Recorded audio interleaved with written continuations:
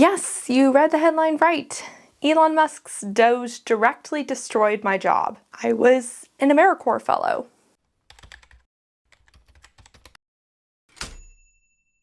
Hey y'all, it's Becky here from the Beccasphere, where we talk about the climate crisis and clean energy transition. If those sound like interesting and important topics to you, hit the subscribe button below and ring the bell so you don't miss every time I post. Welcome to all the new subscribers from Climate Adam's channel. I'm so happy to have you here in the Beccasphere. Collaborating with Adam was just so much fun. They're just such a chill and knowledgeable person. But yes, let me talk about DOGE's latest effort to dismantle social safety nets in the name of eliminating bureaucratic waste through the eyes of someone who has been directly affected. For the past 7 months, I was an Americanor's fellow. For those of you who are unfamiliar, Americanore is an independent federal agency that facilitates people entering volunteer and fellowship opportunities that serve their communities and tackle pressing issues. It was formed in 1993 by President H.W. Bush, and it has a yearly budget of about $1 billion,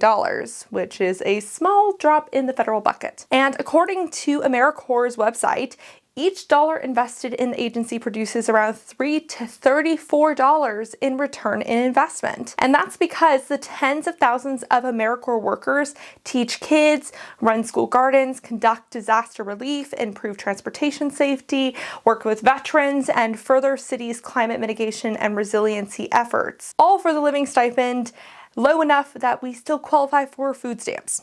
But it's because we are people who genuinely love this kind of work and we want to take care of our communities. Most programs provide around 1,700 service hours to the community, but some can provide more or less. My program was 1,700 hours, which meant I committed to working 8 hours a week, Monday through Friday, for about 11 months. My program was called the Sustainability Service Corps. SSC was actually the original Climate Corps, which started in California in 2010. About 7 years ago, the Climate Corps wanted to branch out of California to become a national service, so SSC branched off to stay just in California. My cohort of about, I think like 150, mostly young folks, have now all lost our jobs. But we worked in Southern California, Santa Cruz, and the San Francisco Bay Area. Some of us worked at local schools, transportation nonprofits, and for counties or cities. I worked for a city in the Bay Area to help further their climate action goals. I started and ran the city's bilingual sustainability newsletter, where I would advertise city and local nonprofit events and opportunities. I helped apply for grants to increase EV charging infrastructure. We did successfully get 2 grants already. I helped improve the city's standing with the Federal Emergency Management Agency, or FEMA, to get better discounts for residents on flood insurance. Like a third of our city is in the FEMA flood zone, so this is very important. I helped plan and execute environmental events with local cities and nonprofits, and I was just starting the process to work with food businesses to phase out plastic and industrially compostable plastics that don't actually break down. I loved the work I was doing. Most Americanore jobs are truly on-the-ground, immediate impact kind of jobs. I learned through this job that I want to work in city sustainability and help be an ally in the city for environmental justice nonprofits in the area. It was actually the night before the Earth Day Festival I have been helping plan for months that I received an email from my fellowships program director that DOGE had entered the Americanore's federal offices and terminated $400 million in grants, which represented about 41% of the agency's budget. We knew they might come for Americanore at some point, but because of how small the agency was, we assumed that it wouldn't be quite so quick. So how soon it ended up being was shocking. I was worried for the next year SSC cohort, like whether or not it would even exist, but I kind of assumed that my fellowship would be safe.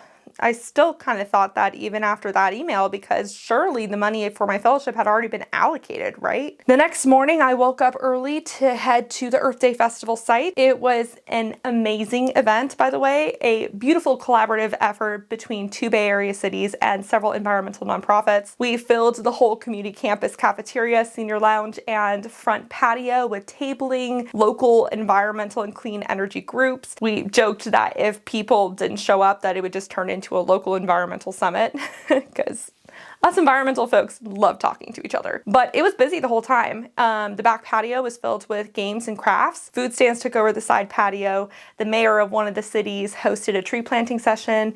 The library led children's reading sessions, and we even had a juggler. So this was overall a wonderful day. This was just last Saturday. But the news that we had heard the night before still hung heavy in the air. There were about 3 other fellows tabling for local organizations there, and the SSC program director came to visit the event, so we all huddled at one point to talk about the likelihood of being shut down. Our program director told us that other fellowships in other states had already closed their doors, though some had insisted on staying open and had already filed lawsuits. No one in California had heard yet who was going to be shut down, but we were a likely target. I mean, sustainability, climate. We'd probably learn more the next week. The director knew as much as we did. I went into the office on Monday like normal, but at 4:40 p.m. I received the dreaded email, Americanore update, service paused. California Americanore program directors had received an email Sunday night that all programs in California were getting shut down starting Tuesday, April 29th. We now know that more than 32,000 Americanore workers around the country have lost their jobs, meaning disaster recovery in places grounded to a halt, kids lost their mentors, veterans lost support, and projects meant to improve communities just slowed down. I did not take this news well, which means that I can't imagine how other fellows were feeling, because to be clear, I'm in a better spot than most. I live with my grandparents, so I'm not having to worry about rent. And my city supervisor at the site city I work for is working right now on seeing if she can give me a part-time job with the city until at least the end of the fiscal year. If that happens, then this DOGE action will only cut my time with the city by about a month.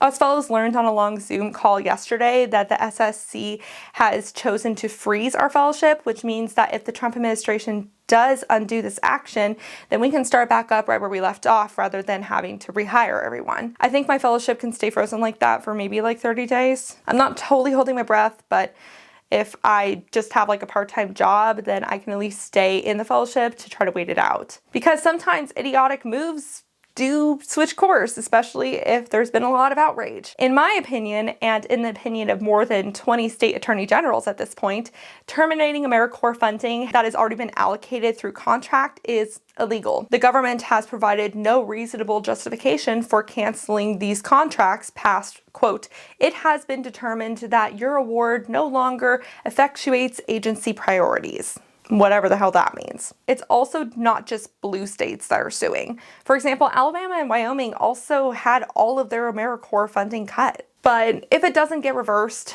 then that's a huge influx of folks that have just entered the already soul-crushing job market on the brink of a recession. If you are one of these folks impacted, please share your story down in the comment section below if you feel comfortable. Know that I am here for you. You are not alone. We are all going to get through this. You're a rock star for even like wanting to be a part of something bigger than yourself. These are truly unprecedented times, but the more folks that lose their jobs due to DOGE bullshit, the more people will get angry at this administration. Because it's not just us that are impacted, it's everybody around us who now have a personal connection to these actions. Trump has the lowest approval rating in his first 100 days in office of any president in the last 80 years. And this is just one of a growing number of reasons as to why. So as for me now, it feels like a weekend day, even though it is a Wednesday, which is weird, not going into work. But again, hopefully this unemployment stint for me won't be too long, because the city I work for or used to work for is amazing. So I'll keep you posted on that. This got me back into making videos. Nothing pisses me off more than DOGE and Elon Musk. So it's now time for a fun fact about Rue. About a month ago, I'd say, Rue decided it would be a great idea to climb a tree. We were out in the backyard. I was eating my breakfast out there watching him, and suddenly he was partway up the tree.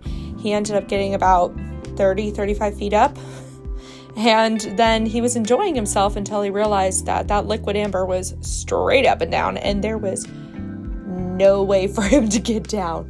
And then he started freaking out a little bit. And the whole time I'm just watching going, oh my God, there is nothing I can do. We don't have a ladder big enough.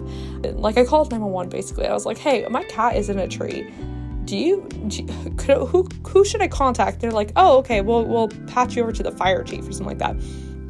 So I was getting patched over. I was just starting to explain what my situation was. And then Rue decided to just leave it to Jesus and just fell from the tree and landed on his feet. And I feel like after that point, I know cats land on their feet. I'm like, okay, he's fine. But he was limping a little bit, and he has broken his leg when he was like 1.5 years old. He tore ligaments in his back leg from cuddling in a bin and then falling with the bin down a story, onto stairs. I swear, he's an expensive bush cat. But anyways, so he was limping a little bit, so I was nervous, so I ended up taking him into the emergency vet and paying $500 for an x-ray to determine that he was fine, and some pain medication. So he ended up being a little druggy cat for like 2 days. And that was a fun fact about Rue. Until next time, remember to talk about the climate crisis every single day and to support your local news and environmental organizations. They really need your help right now. Thank you to the people on Patreon who help support me and my fur baby Rue. A special shout out to the climate confident and courageous David H., Paul B., Phil Plasma, Dan Morton, Specker, Bree C., Deanne, Kevin Morton, SKP Joe's Course Gold, and Gary Stark. I greatly appreciate your support of $5 or more. If you would like to support the work I do, please check out the Patreon and buy me a coffee, links in the description below for reoccurring or one-time payments. Bye for now.